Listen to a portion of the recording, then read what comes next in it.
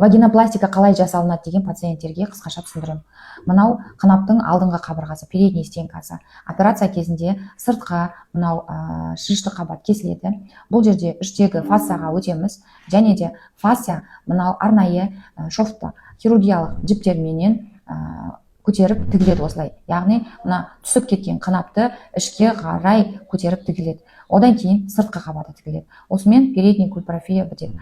Егер задний стенкасы түсіп кеткен болатын болса, онда артқы қабырғасын кесіледі, іштегі мына фасция бір қабатын алып тастап, мышцаларға өтіп, мышцаларды арнайы жіптерменен бір-біріне жақындатып тігеміз.